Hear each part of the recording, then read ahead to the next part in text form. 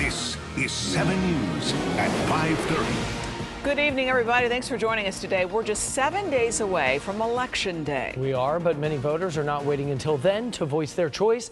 Nicole Ensalada is live outside the Supervisor of Elections office in Fort Lauderdale with how this entire process is going and what voters can expect next Tuesday. Nicole.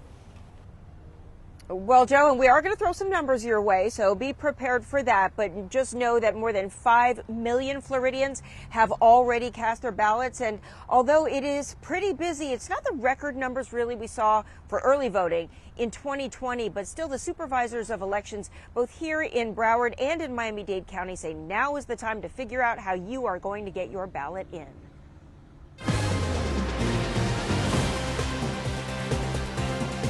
I think that this election is going to be pretty much on par with previous presidential elections, which is going to be somewhere in the mid 70%. So it's been very busy. So we are, very thrilled with the results so far. Hundreds of thousands of South Florida voters have already made their way to the polls, some showing up at early voting polling sites, others thank you for early voting, dropping in their ballot or mailing it in. I don't want to take a chance not to be able to do it in the last minute. I think it's a great idea to go in and early vote.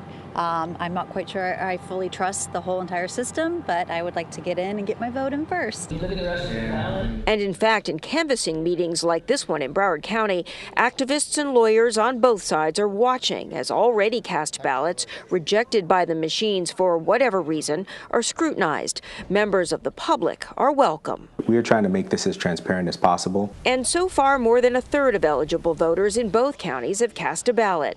Although, of course, we don't know what choices the voters made, here are the numbers as of Tuesday afternoon when it comes to who is voting. More than 200,000 Democrats in Broward have already voted, along with nearly 111,000 Republicans, almost 93,000 with no party affiliation, and nearly 8,000 others. In Broward, more than 183,000 have voted by mail, with more than 235,000 casting a ballot in person. Vote by mail is down a lot, and a lot of those people, it appears, have decided to vote early in person instead of voting by mail. And in Miami-Dade County, nearly 191,000 Democrats have cast ballots, along with just over 221,000 Republicans. Nearly 140,000 voters with no party affiliation have already voted, with close to 10,000 others.